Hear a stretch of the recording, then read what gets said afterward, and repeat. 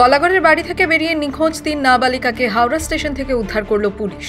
তারপরেই সন্তানদের বিষয়ে আরও যত্নশীল হওয়ার জন্য অভিভাবকদের পরামর্শ দিলেন হুগলি গ্রামীণ পুলিশের ডিএসপি ক্রাইম অভিজিৎ সিনহা মহাপাত্র।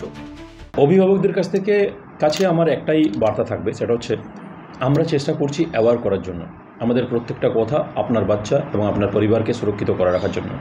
হুগলি জেলা পুলিশ আপনাদের জন্য সবসময় আছে, সবসময় ছিল। আপনারা জানেন এর আগেও আমরা বাচ্চাদেরকে 2-1 মিসিংয়ের ব্যাপার ছিল, আমরা রিকভারি করেছি। আমরা চাইবো যে আপনার ব্যাপারটা বুঝুন, আপনার ছেলে মেয়ের প্রতি আর একটু যত্নশীল হোক, একটু ধ্যান দিন যে তারা কোথায় আছে, তারা কি করছে, কাদের সাথে মিশছে এবং সমস্ত ব্যাপারে একটু যত্নশীল হন, যাতে তাদেরকে একটু বোঝানো যায়। যেমন এই যে 3জন বাচ্চার কথা আমরা বললাম, এরা একজন বেরিয়েছিল নর্মালি বাড়ি থেকে বেরিয়েছে, আর 2জন পড়াশোনা নাম করে বেরিয়েছে, কিন্তু তারা প্ল্যানিং তো ডেফিনেটলি করেছে আগে থেকে।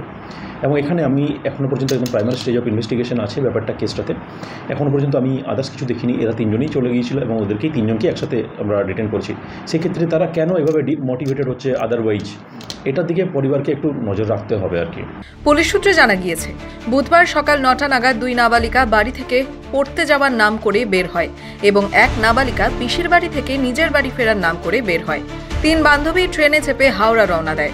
দুপুর 12:30টা নাগাদ নাবালিকাদের পরিবারের তরফে নিখোঁজের অভিযোগ করা হয় বলাগড় থানায়। কয়েক ঘন্টার মধ্যে ওই 3 নাবালিকাকে হাওড়া স্টেশন চত্বর থেকে উদ্ধার করে বলাগড় থানার পুলিশ। বৃহস্পতিবার আইনি প্রক্রিয়ার মাধ্যমে তাদের হোমে পাঠানো হবে।